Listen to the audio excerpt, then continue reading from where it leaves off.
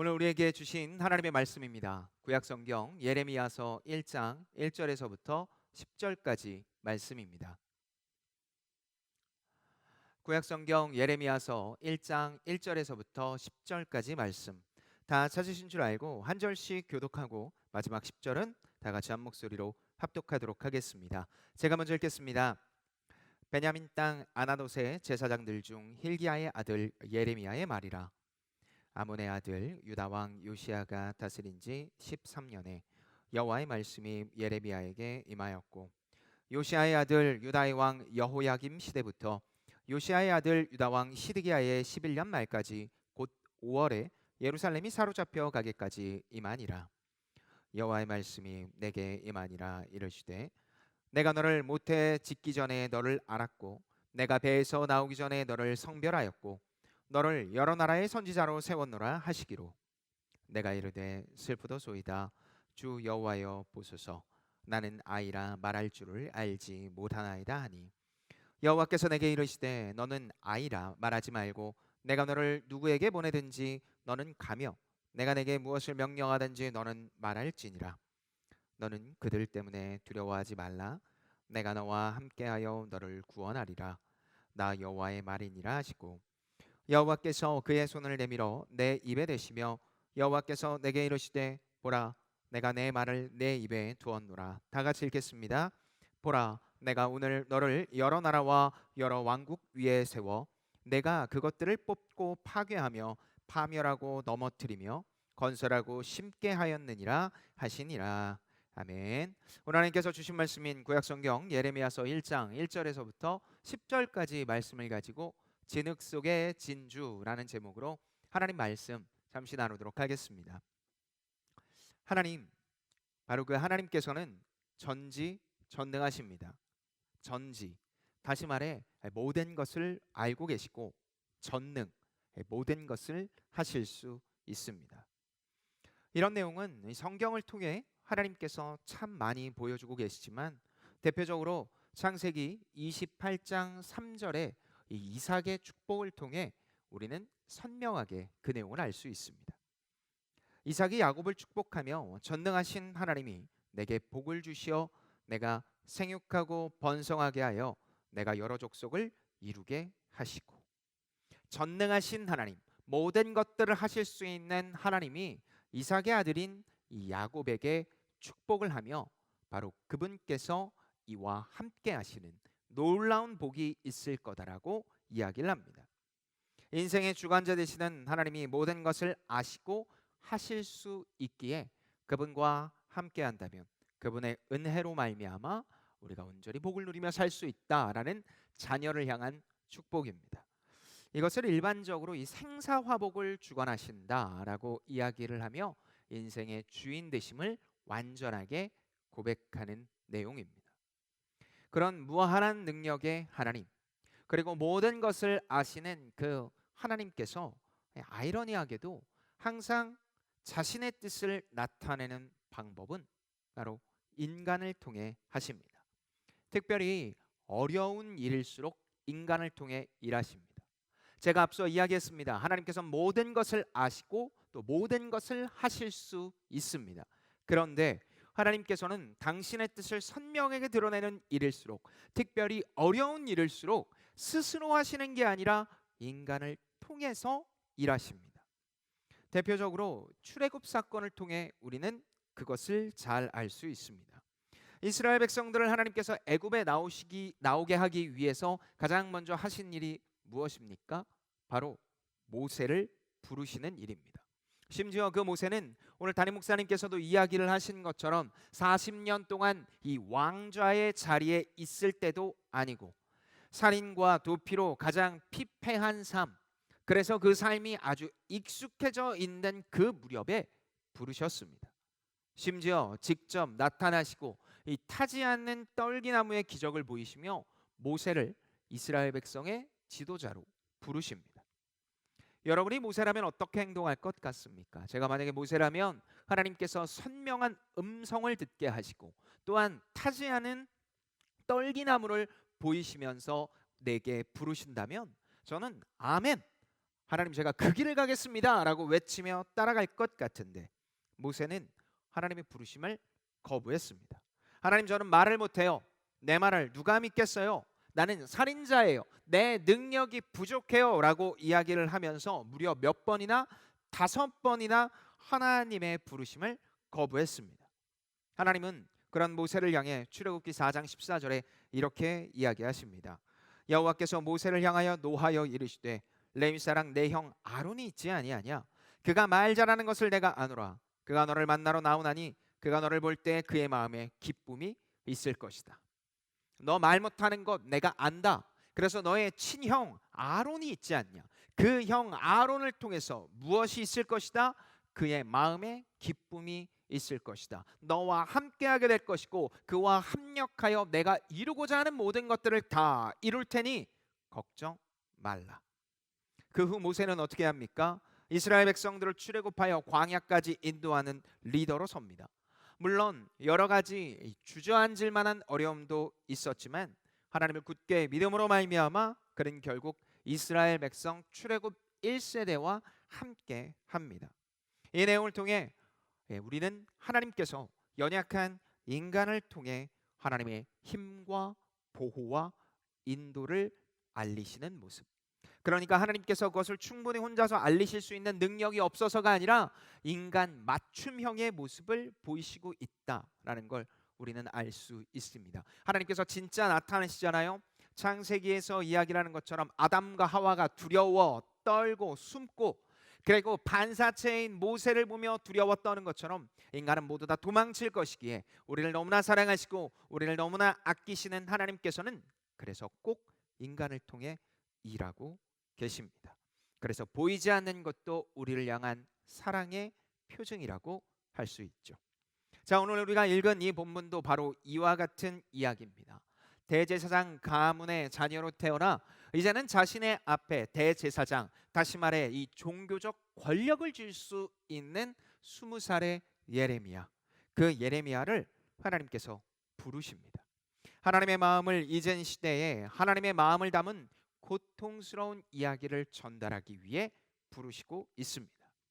하나님께서는 왜 하필 당시 종교적 권력과 밀착되어져 있고 나이도 어린 이 예레미야를 부르셨을까요? 그리고 그렇게 예레미야를 부르시고 난 뒤 그의 입술을 통해 하시고자 하는 이야기는 무엇이며 또 동시에 그 이야기를 통해 2021년 5월을 시작하는 우리에게 하시고자 하는 이야기는 무엇일까요? 오늘 주신 이 말씀을 통해 우리의 삶에 수축되어져야 될 부분 그리고 뿌리 뽑아야 될 부분 그래서 새롭게 시작되는 이 한 주간 우리가 감격스럽게 기대해야 될 것이 무엇인지 알아가는 오늘의 시간이 되었으면 좋겠습니다. 자, 오늘 본문은 1절에서부터 2절입니다. 예레미야서 1장 1절에서부터 2절의 말씀 제가 읽도록 하겠습니다. 베냐민 땅 아나롯의 제사장들 중 힐기야의 아들 예레미야의 말이라. 아몬의 아들 유다 왕 요시야가 다스린 지 13년에 여호와의 말씀이 예레미야에게 임하였고 2021년을 시작하면서 우리가 함께 보았던 이제 사도행전이 지난 4월을 끝으로 끝나고 이제 5월이 시작되며 예레미야서가 시작이 됩니다. 28장까지 되어진 사도행전이 끝나고 이제 좀 짧은 본문을 보겠구나 싶지만 이제 거의 60장 엄청난 긴 본문에 이 예레미야가 시작이 되는데요. 이 예레미야는 역사적으로 주전 7세기부터 6세기 중반까지 남유다에서 사역한 선지자 예레미야의 이야기입니다. 예레미야에게는요 닉네임이 있었습니다. 예레미야라고 한다면 이런 사람, 다시 말해 그의 닉네임, 그를 표현하는 단어가 있었는데 눈물의 선지자입니다. 민족을 향해 안타깝게 눈물을 흘리며 기도하는 모습이 이 성경 곳곳에 드러나 있기 때문에 이 눈물의 선지자라는 닉네임을 가지고 있습니다.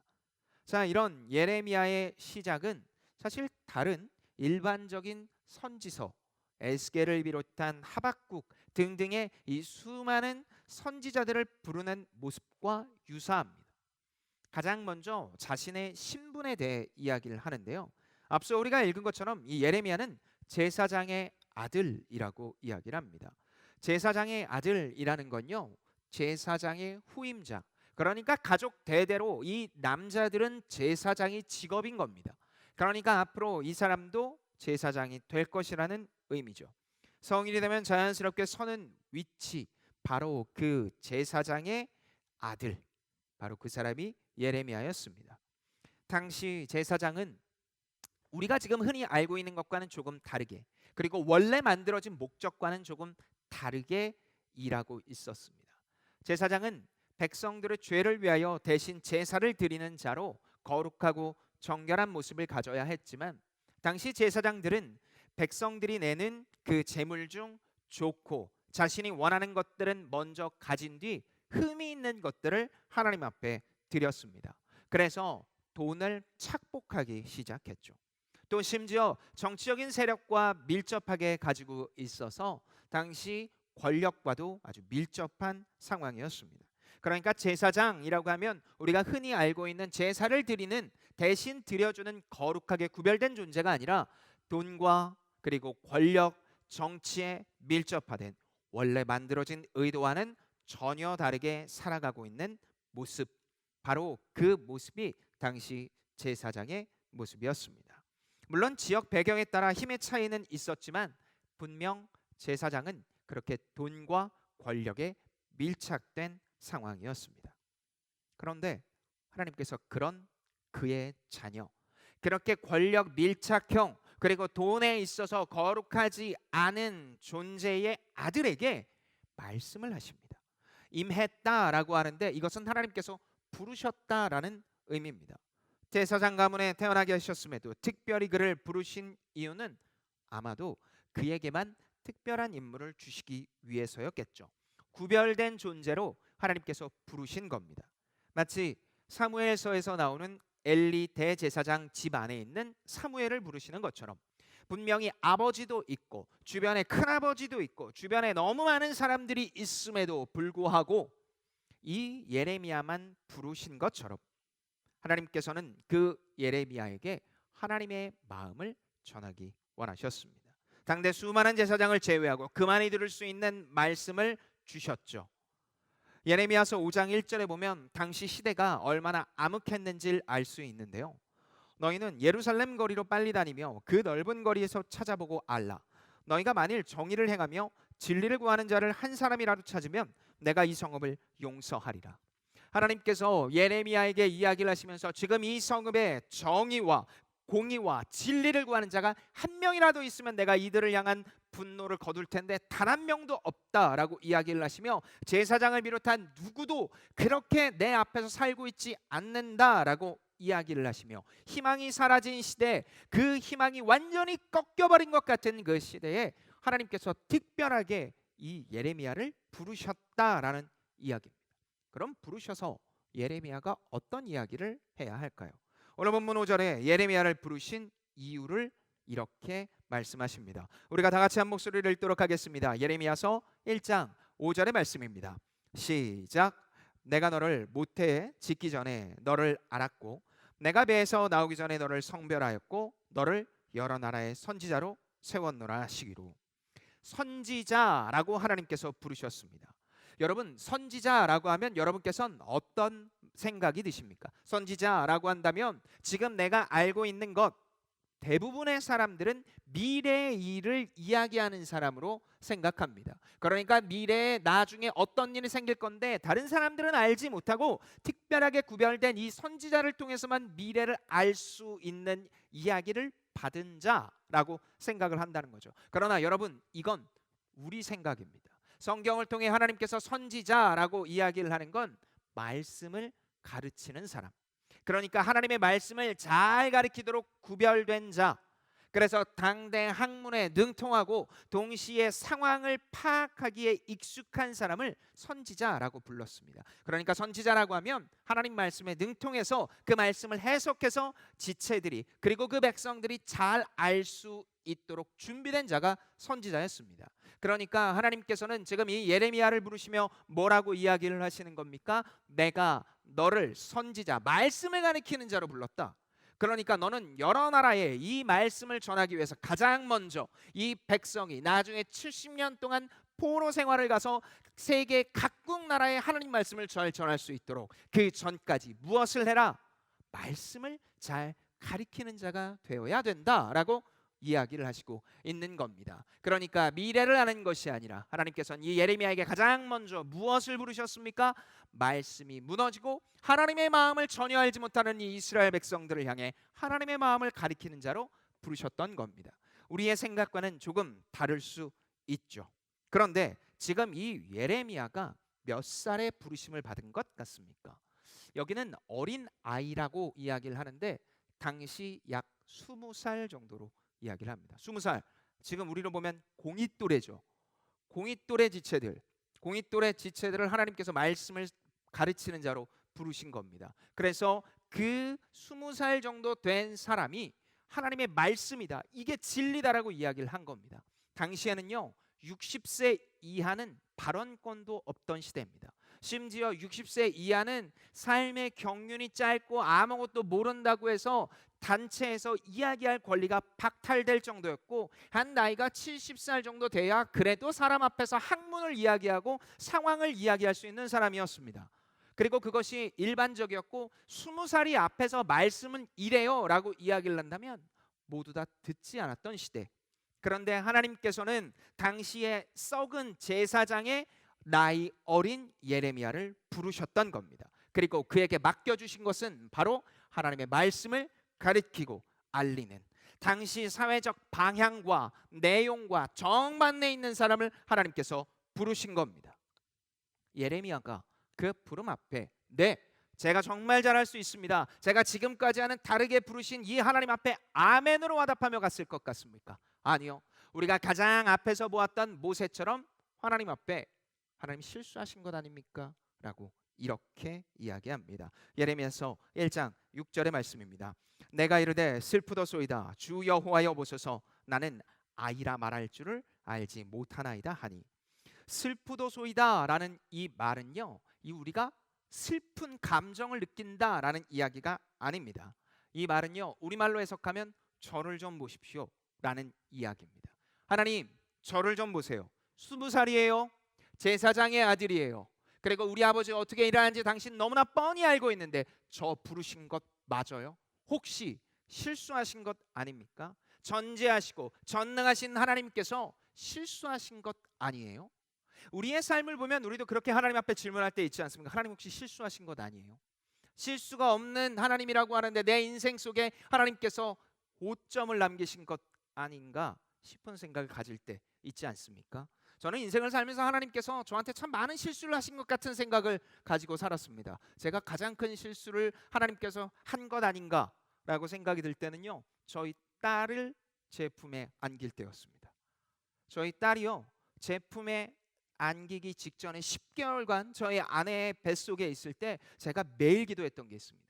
아무도 모르고 저 혼자 기도했는데요, 실수한 것 같은데. 왜냐하면 이 자녀가 태어나서 성장을 한다는 건 그 자녀가 믿음으로 고백하기 전까지 부모에게 완전히 일임이 되어 있는데, 저희 아내는 볼 것도 없고 제가 저를 봤을 때 저희 딸을 잘 키울 자신이 없더라고요.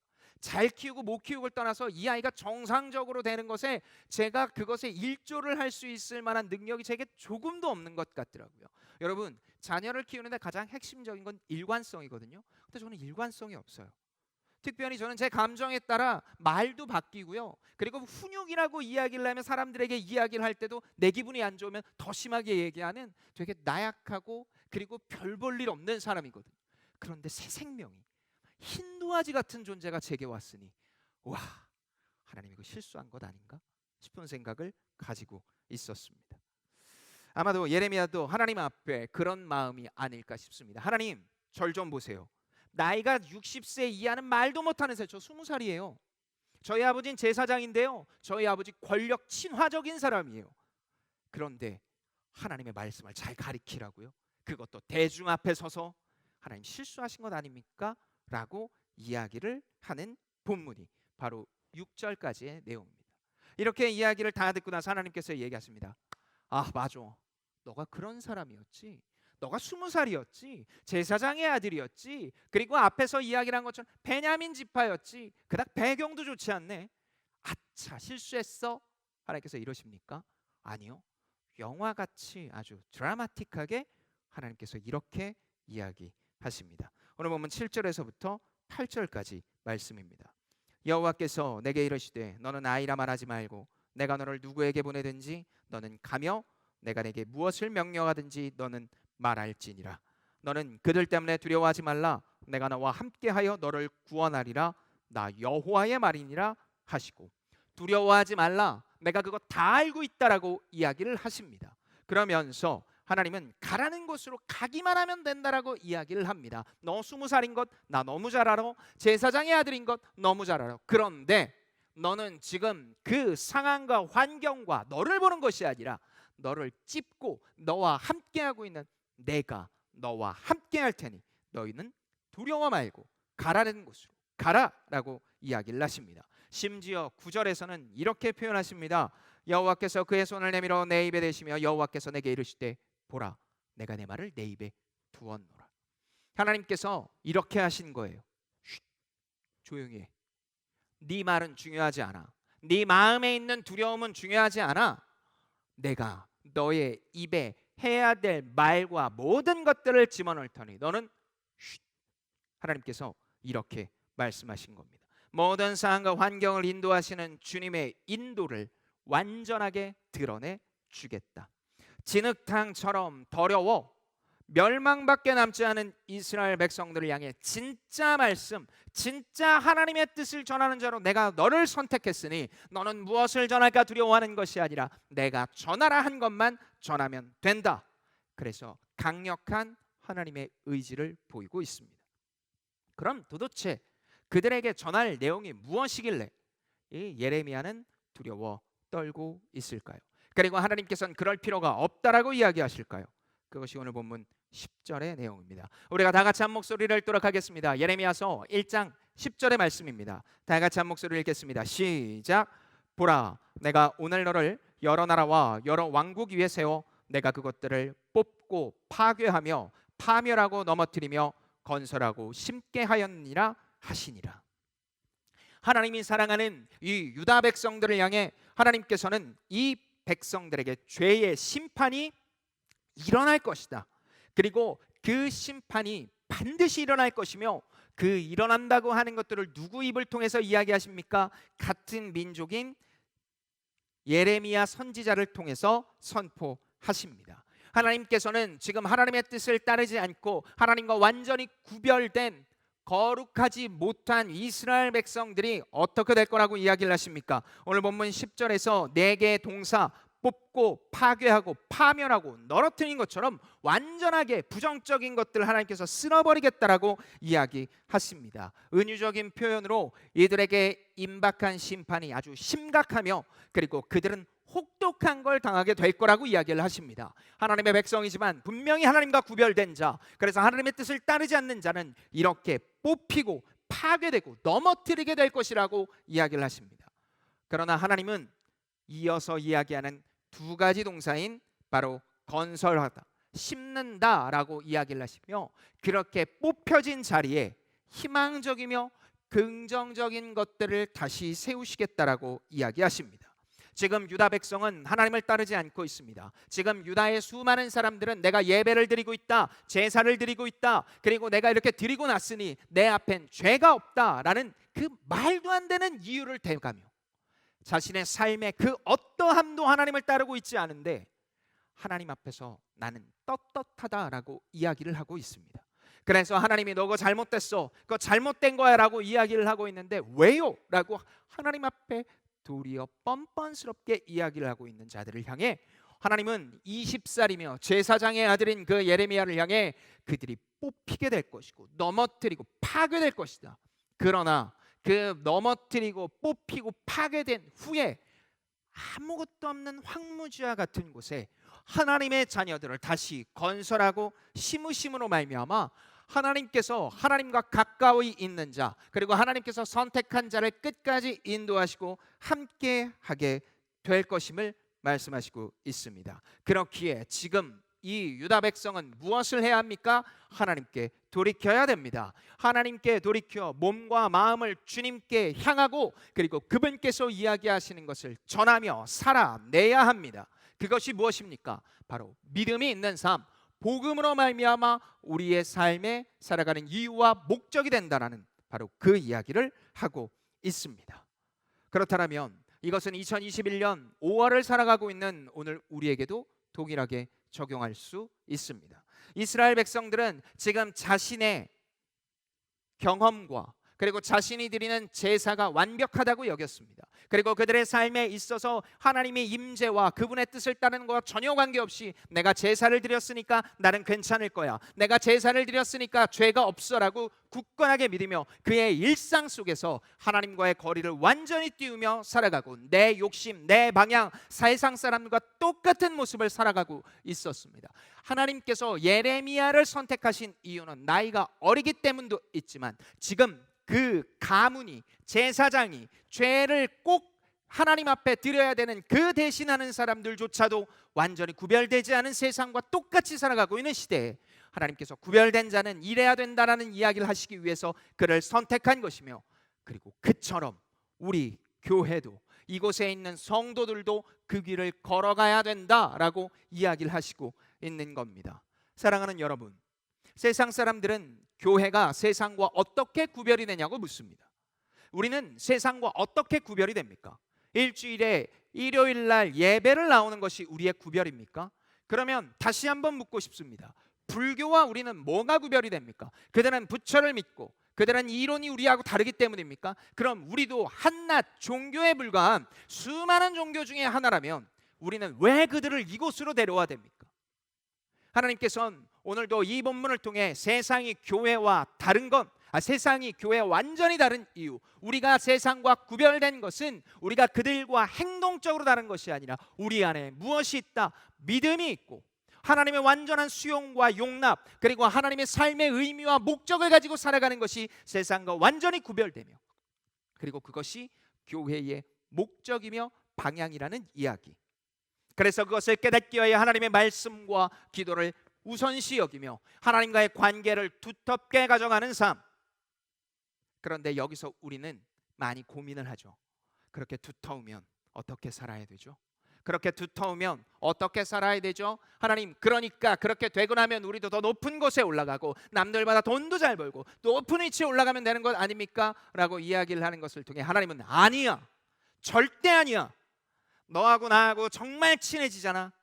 그러면 앞서서 이 본문의 이야기를 한 것처럼 말씀과 기도로 더욱 가까워지며 그것을 통해 완전한 수용과 용납을 통해 삶의 의미와 목적이 선명해지고, 그리고 이 이스라엘 백성들과 반대로 나의 뜻이 이 땅에 드러나기를 기대하는 실천, 행동이 있게 되는 거예요. 뒤에 가서 우리가 점점 더 이야기를 하겠지만 당시 이스라엘 백성들은 창녀와 기생과 아이와 노인들을 박해했습니다. 왜냐하면 그들은 공동체에 썩 들이대지 않았거든요. 헌금을 많이 내는 것도 아니고 함께 예배당과 그것에 봉사하자 그래도 할 수도 없는 사람들이기 때문에 그 사람들은 전부 다 배제했습니다. 거룩하지도 않은 존재니까 함께 할 수 없다고 여기며 거룩한 성인, 남자, 그리고 일반적이라고 얘기를 하는 사람들만 이 예배당에 모여 있어야 된다고 이야기를 한 거예요. 그런데 하나님은 아니야, 그들이 돌이켜야 돼. 나약하고 어렵고 힘들고 어디엔가 조금 이상한 자들, 우리하고 조금 다른 자들이 이곳에 와 하나님으로 말미암아 변화해야 되고 그들이 예배를 드릴 수 있어야 돼. 그래서 그들 앞에 진정한 평화와 축복이 있다는 걸 만방에 보일 수 있어야 돼 라는 게 하나님의 뜻이며, 또한 오늘을 살아가고 있는 우리에게도 이 교회가 가야 될 길입니다. 사랑하는 여러분, JP풀이 가고자 하는 것, 그리고 하나님의 교회 공동체가 가고자 하는 방향은 이 안에 좋은 회사를 다니고 돈을 많이 버는 사람들, 그래서 그 사람들을 여기 가득 채워서 다른 사람들이 우리를 보고 부러워하는 것에 있지 않습니다. 그것이 만약에 교회의 목적이라면 여러분 여기 지금 잘못 오셨어요. 이 예배, 온라인 예배 잘못 드리고 계신 거예요. 하나님께서는 예배를 드리는 이유와 목적, 그리고 이 진흙탕과 같은 속에서 진주와 같은 하나님의 백성들이 살아가는 이유와 목적은 어렵고 힘들고 지치며 쓰러져서 누구 하나 내 손을 잡을 수밖에 없는 바로 그 사람, 누가 나 좀 도와주세요라고 이야기를 하는 그들을 향해 우리가 손을 내밀고 그들 앞에 진짜 예수 그리스도로 말미암아 이 사람이 회복될 수 있다는 내 믿음, 내가 변한 것을 가지고 그에게 다가가 그들이 이곳으로 와 예배를 드리며 다시 한번 회복할 수 있는 것, 그것이 이 땅에 우리가 살아갈 이유와 목적입니다. 그래서 여러분 돈 벌고 있는 거고요, 여러분 그래서 그 직장에 있는 거고요, 여러분이 공부하고 있는 겁니다. 그것이 우리의 삶의 이유와 목적입니다. 그렇다면 여러분은 지금 입술 속에, 행동 속에 무엇이 여러분을 드라이브하고 있습니까? 우리의 인생 속에서 많은 사람들은 그것이 돈이 될 수 있고, 그리고 그것이 내가 회사가 될 수 있고, 내가 원하는 것들이 될 수 있다라고 이야기를 하는데, 그렇다면 여러분 무엇이 우리의 삶을 드라이브하고 있습니까? 하나님은 이 모든 삶 속에서 말씀과 기도로 말미암아 하나님이 드라이브하고, 그리고 하나님 앞에 완전한 친밀함으로 말미암아 이 모든 것들을 이뤄가길 바라고 계십니다. 새롭게 시작되는 한 주가 이제 우리 앞에 열립니다. 여러분 어떤 목적과 어떤 기대감을 가지고 월요일을 맞이하십니까? 월요병, 나 이거 내일 회사 어떻게 가지? 내일부터 또 공부는 어떻게 하지? 내일부터 사람들은 어떻게 만나지? 걱정과 우려 속에 있습니까? 월요병을 없애는 방법은 어떤 사람이 그런 얘기를 하더라고. 월요일이 아니면 된다고. 그렇게 1차원적으로 사는 건 우리의 모습이 아닙니다. 하나님은 우리에게 이야기하십니다. 뭐라고 이야기하십니까? 삶의 의미와 목적을 가지고 살아라. 그것은 돈을 많이 범도 아니오, 그것은 높은 자리에 올라감도 아니오, 내가 너희에게만 주어진 기쁨과 자유로 인한 그 선택 속에 내가 너희와 함께 할 테니, 그러니 새롭게 시작되는 날 만방의 진흙탕과 같은 이 일상 속에서 진주처럼 반짝반짝 빛나는 너희, 내가 그렇게 인도하고 함께 할 터이니 그 길을 걸어가자. 사랑하는 내 자녀야. 오늘 우리에게 이 본문을 통해 이야기하시고 있습니다. 우리 앞에 새롭게 시작되는 이 한 주간 그렇게 온전히 하나님의 자녀로 하나님의 길을 걸어감으로 말미암아 하나님의 놀라운 은혜와 축복 속에 일하는, 그래서 그것을 경험하는 행복한 일주일이 되기를, 또 그 이후에 우리의 삶이 되기를 예수님의 이름으로 축복합니다. 우리 시간에 찬양하며 기도하길 원합니다. 우리 시간에 너는 교회가 되어라 라는 찬양을 할 텐데요, 교회가 진정한 교회로 가는 길, 그리고 그것을 흔들리지 않길 기대하는 마음으로 우리 시간 너는 교회가 되어라 찬양하도록 하겠습니다.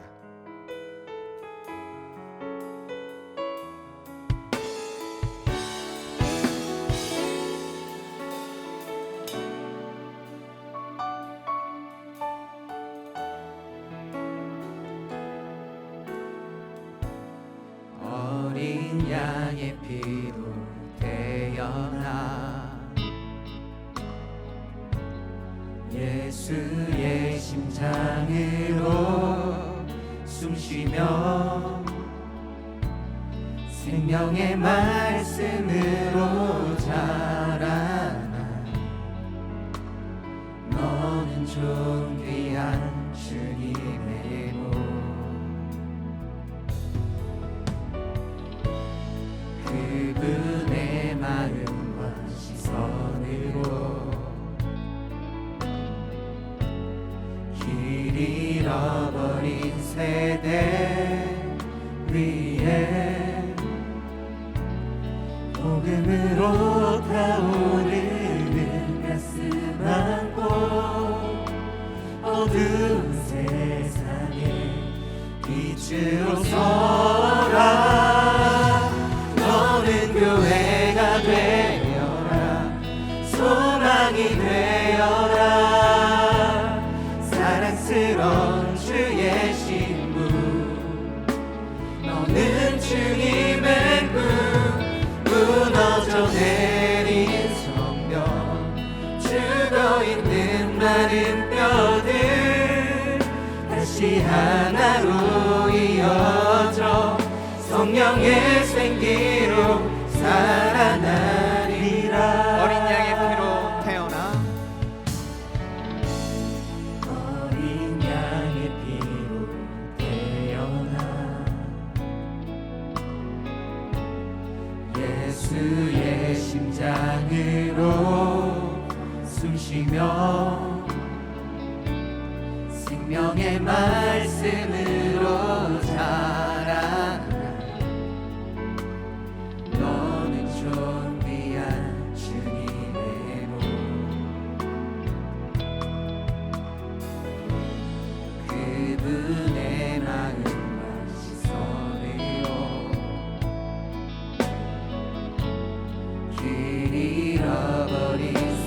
그대 위해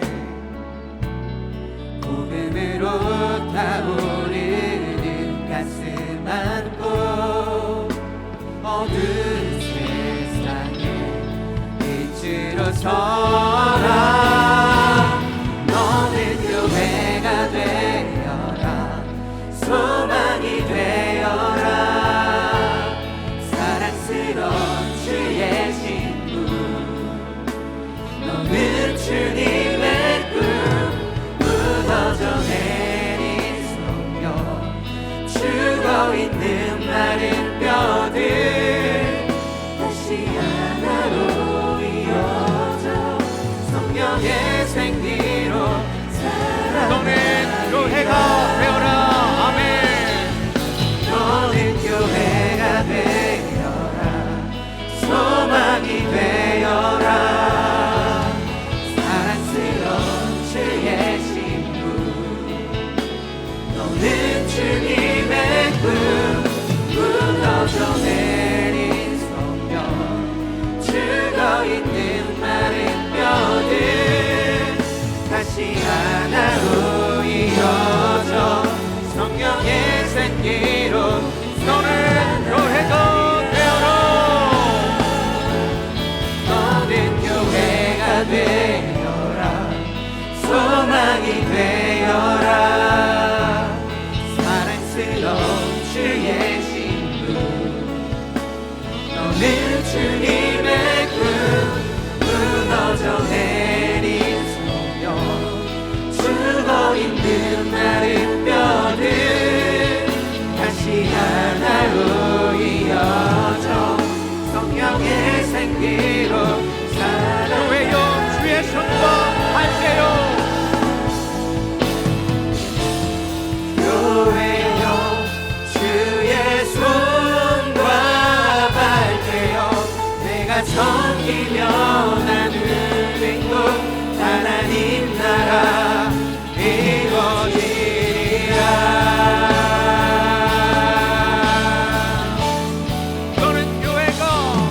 너는 교회가 되어라. 소망이 되어라. 사랑스러운 주의 신부. 너는 주님의 꿈. 무너져 내린 성령. 죽어있는 마른 뼈들 다시 하나로 이어져 성령의 생기. 마지막으로 다시 한번 고백합니다. 너는 교회가 되어라.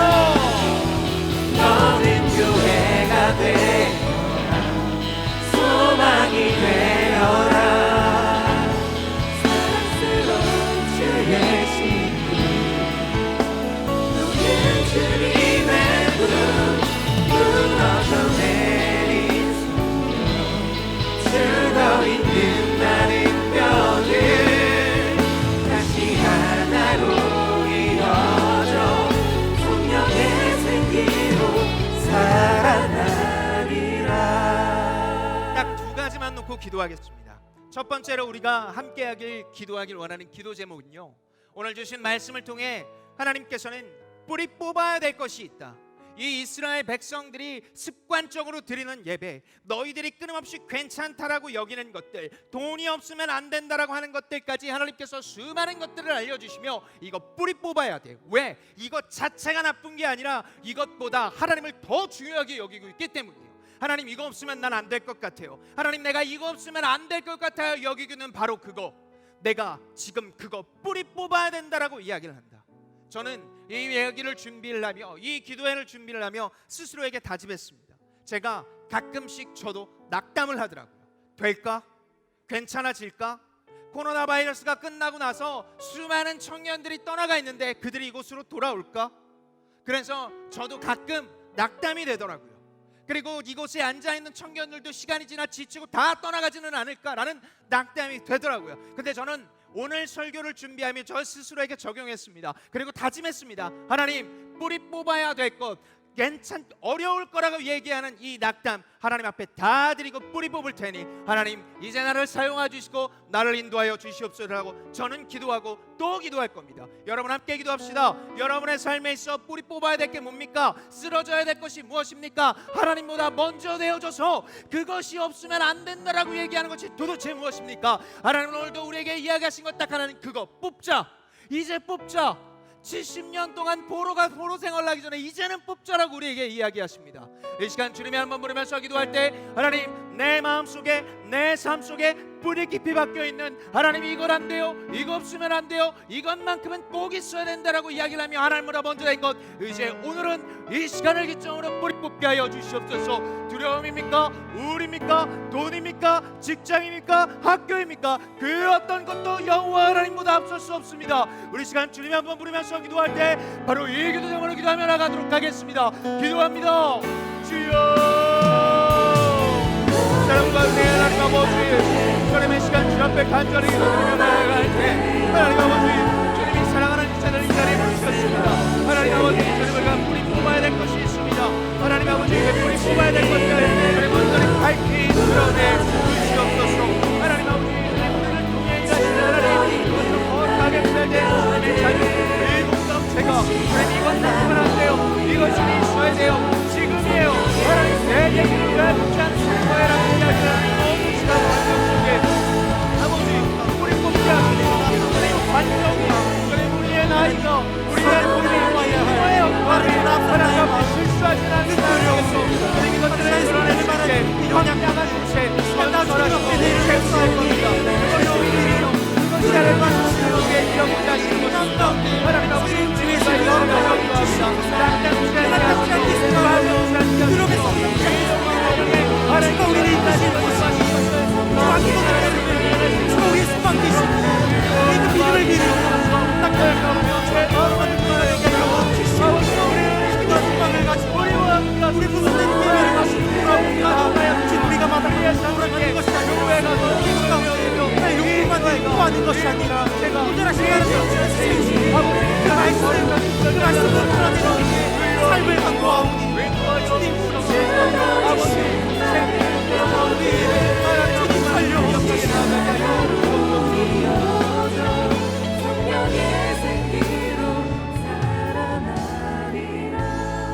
두 번째로 기도하길 원하는 기도 제목이 있습니다.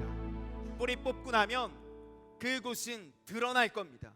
그리고 그 드러난 곳에 하나님께서 놔두시는 것이 아니라 건설하시고 다시 세우실 겁니다. 하나님께서는 우리에게 너희들의 믿음이 수축될 시기다, 마른 뼈와 같이 완전히 앙상해진 바로 지금 우리가 해야 될 것은 어떻게 해서든지 이 교회, 이 공동체의 사람을 더 불러 모으는 것이 아니라 개개인이 믿음으로 말미암아 서는 것이다. 개개인이 건설해야 될 믿음의 성을 수축함으로 말미암아 하나님의 믿음의 자녀로 서감으로 말미암아 이곳이 하나님의 교회, 진정한 하나님께서 임재하고 계시는 공동체가 될 것이다. 그러니 세워라. 무엇입니까? 우리의 삶 속에 완전히 무너져버린 하나님과의 관계가 틀어진 것, 말씀을 읽지 않으며 의미를 해석하지 않으며 기도하지 않으며 주님 그 모든 것들 속에 그것보다 먼저 된 것들을 이제 다 뿌리 뽑았으니 읽게 하소서, 이해하게 하소서, 깨닫게 하소서, 그리고 그것을 나누게 하소서, 기도하게 하소서. 그래서 내가 하나님과의 관계를 최우선으로 섬기고 있는, 그래서 중요한 것을 중요하게 여기며 살아갈 수 있는 내가 되게 하여 주시옵소서. 그것들을 끊임없이 막는 것들이 있어요. 사람들의 시선, 우려, 이 모든 것들이 우리를 막고 있어요. 하나님 이제 다 드러냈으니 가게 하소서. 하나님과 가까워지게 하소서. 내 인생을 통하여 하나님의 그 밝은 빛이 진흙탕과 같은 이곳에서 밝게 빛나는 진주처럼 살아가게 하여 주시옵소서. 우리 시간 주님의 한번 부르면서 이 기도 제목을 한번 더 기도하도록 하겠습니다. 주여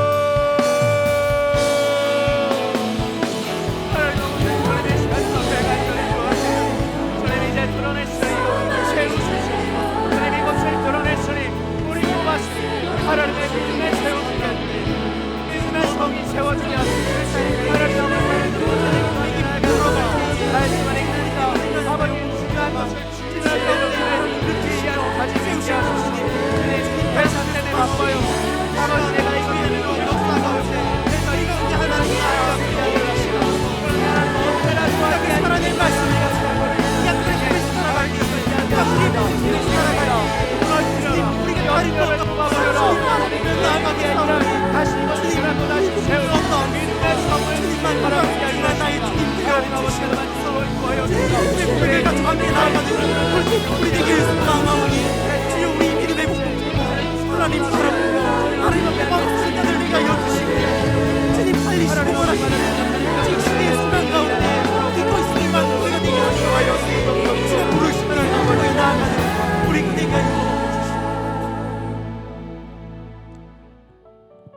지극히 높으신 하나님, 오늘 하나님께서 우리를 놓지 않으시고 다시 한번 말씀해 주심에 감사를 드립니다. 예레미야를 부르시는 이 말씀을 통해 세워야 할 것이 있고 뿌리 뽑아야 할 것이 있다고 말씀하십니다. 그리고 그것을 말씀을 통해 분명하게 알려주셨습니다. 누구나 아프고 어려운 것은 싫지만 반드시 해야 할 것들을 하는 우리가 되게 하소서. 특별히 신앙의 의무뿐 아니라 삶의 모든 상황과 정황 속에 하나님보다 먼저 된 것들, 그리고 하나님 이거 없으면 안 된다라고 이야기를 하며 주님 표면적으로는 하나님께 구하고 있지만 하나님보다 더 위에 있는 것들, 그리고 심지어 내 감정들 모두 다 주 앞에 드리오니 이제는 뽑고 쓰러뜨리고 그리고 온전히 그것을 제거하여 주시옵소서. 그렇게 드리고 나면, 완전히 뽑히고 나면 주님 황무지와 같은 땅이 남을 뿐입니다. 그때 하나님께서는 바로 그 땅에 건설하시고 세우시는 것처럼 그 믿음의 성을 세우라고 이야기하십니다. 하나님께서 나를 온전히 용납하시고 그리고 삶의 의미와 목적을 세워주신 바로 그것을 다시 한번 굳게 세워 말씀과 기도로 그것을 세우신 하나님과 가까이 하는 관계의 두터움으로 말미암아 주님 우리의 일생 속에 세상이 우리를 보면 제대로 사는 것 같지 않고 뭔가 꼬이는 것 같은데 그 삶에서 하나님의 기쁨을 누리며 살아가는 자, 그래서 월요일도 화요일도 수요일도 매일매일이 하나님과 함께하여 기쁨을 경험하는 우리들이 되게 하여 주시옵소서. 이제 우리가 이 길 앞에 섭니다. 새롭게 시작되는 한 주, 아버지 흔들릴 수밖에 없는 우리, 어려울 수밖에 없는 우리, 그럼에도 주님께서 이 주신 말씀 가지고 굳게 붙들며 살아가는 자들이 되게 하소서. 그래서 일주일 살고 돌아와 하나님께서 세우신 이 공동체, 이 교회, 이 부서에서 나누며 이야기하며, 그래서 하나님께서 이렇게 나와 일하셨다라는 간증의 주인공이 될 수 있도록 우리의 삶을 주관하여 주시옵소서. 이제는 우리 구주 예수 그리스도의 은혜와 하나님 아버지의 사랑과 성령의 교통하심이 여기에 모여 뽑아야 될 것을 완전히 뽑히고 세울 것을 세우심으로 말미암아 믿음의 성을 세워 하나님의 마음을 시원케 하는, 그리고 그러기를 소망하는 이 JP플과 개인과 가정과 회사와 그리고 주님이 너무나 사랑하시는 이 장충교회에 이제부터 영원토록 함께하기를 축원하옵나이다. 아멘.